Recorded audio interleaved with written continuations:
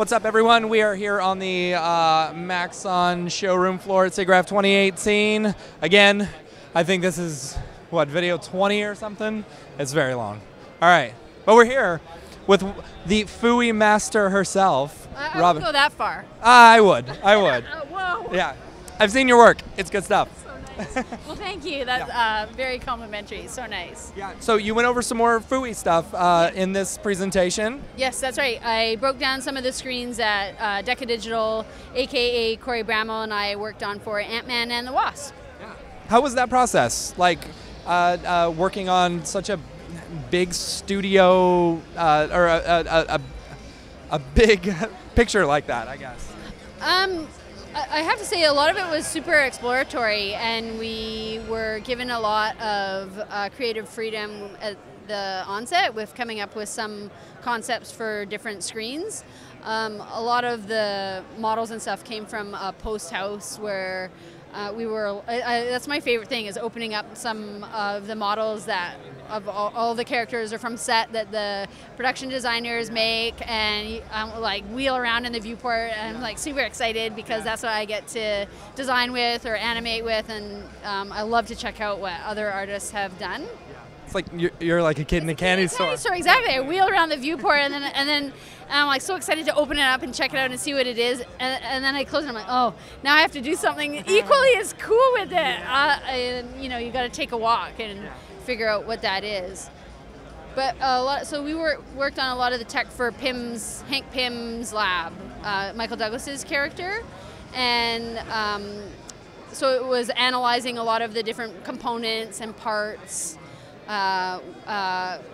Which Cinema 4D, like I was saying in my presentation, lets you, it's like such a good tool, so you can easily isolate different elements that you need and also play with them in Brograph. So like one of the first things I do is when I'm wheeling around something is I try to reduce the model in a way that you can actually work with it for our purposes. It doesn't have to be so high fidelity or detailed or true or super high mesh.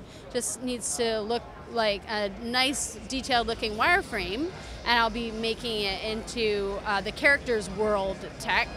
But then secondly, I'll try to make it Mographable instantly right away and make sure that we can run through any of all of the effectors so that we can do cool stuff with it. Yeah, totally. And what's interesting to me is that like you do some of the looking at the final product, it's like, oh man, how do you do that? You know? But then you break it down and it's like, these are really simple steps. Right, you know? It's a layering, and that you totally said it. It's just a layering, and I broke down 3 or 4 different screens. I can't remember now, and it's like all the same. It's a lot of the same sort of techniques, but at every single one of those stages, there's always room to add a little bit of something unique to it, and even if at the finest level, because it ripples through your final output or your final design.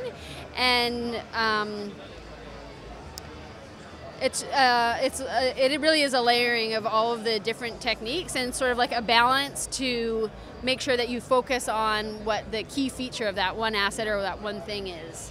We were talking with Russ Gauthier earlier, you know, about a lot of the work that they've done at Perception, you know, and he mentioned something like when you're building these Fooey, you know, interfaces and stuff like that, there's got to be a purpose behind it, you know? Yeah, I totally agree. Otherwise, it just sort of feels super flat, and also just like, flat, like it's missing something. I often say when Corey and I were building the scene, we're like, where's the heartbeat? Like you want to have a heartbeat to your screen. And another thing that I really like to do is to make sure that all of the animation is like locked and really like locked and tight, like a computer would. You know what I mean? I don't like any slidey, floaty. I really like to have some, like, you can do nice eases, but like lock, I really like to have an organic mechanical. Yeah. That makes sense. No, it makes sense. It's like, I think on some of your movements that you were doing with them, you were, it just wasn't the simple eases. It was more like you were messing with the curves in order to, like, you know, drive it. Yeah, so it is more of an organic. And as what you and Russ were talking about, have a purpose. It's like, okay, for example, we're now in this scan, we're going to do a hold frame, and now let's get in and take a look at the inner workings of the computer chip, one of the examples I did, or let's like make it more very purposeful. And then also I think that adds, or that brings the level of life and reality to something that's totally made up. Yeah, yeah. Yeah, I love the idea of giving it a heartbeat, you know, actually like making it feel real.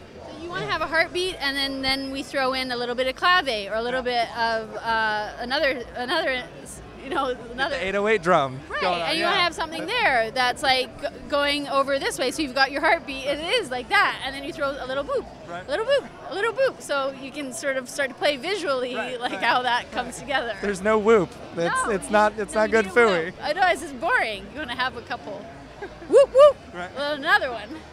Are there any like phooey artists that you pay attention to a lot because I know when we're sitting down watching you present, I'm like, man, how do I get to that level? You know, are there ones that you kind of look up to? Well, you know what? I've been super fortunate. I have to say, Deca Digital, Corey, who's roaming around here too. I've been so fortunate and lucky to work with him for like over the past 2 years, and like he's been doing this for like 17, 18, maybe even 20 years.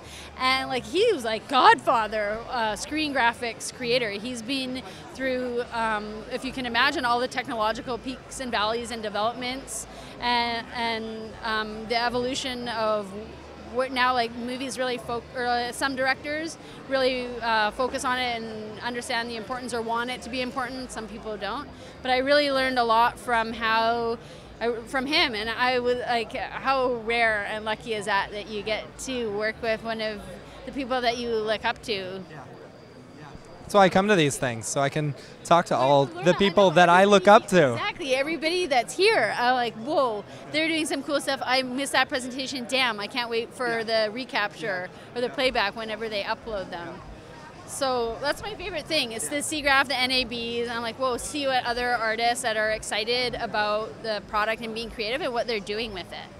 Have you messed around with the R20 stuff yet? No. Oh my God, you're gonna go crazy. Everybody's telling me. Like you are gonna like take your game to a whole nother level. Pressure. Which means you can charge so much more, right? Okay, now we're talking. Yeah, I like where this is going. I talked to some of the development team for Fields particularly, and I need to get my hands on that. I haven't. Yeah. You got them on all the stations. You got to try it out. Making eyes. I'm like, hey, I want you. I know where you live. I was playing. Email. I was playing around with it yesterday. I was like, okay, I could be a phooey designer now. Yeah, you can do it. Nice. Now you got the pressure. Right. Your turn. Awesome. Okay, so where can people find you? Oh, online. Yeah, Twitter is my social media handle or platform of choice. The handle is just my name, at Robyn Haddow, ROBYNHADDOW. And email, robynhaddow@gmail.com. That's my website too, is my name. Keep it streamlined, keep it simple. Yeah, dude. There's a lot going on out there, just a little in here. Let's just keep it as simple as possible. Awesome. Yeah. All right, thank you so much. Thanks so much. No, you're a hugger, aren't you? Yeah, you are. All right. Thanks so much for chatting. Yeah. All right, we'll see you guys tomorrow for day 3 of Siggraph. Stick around.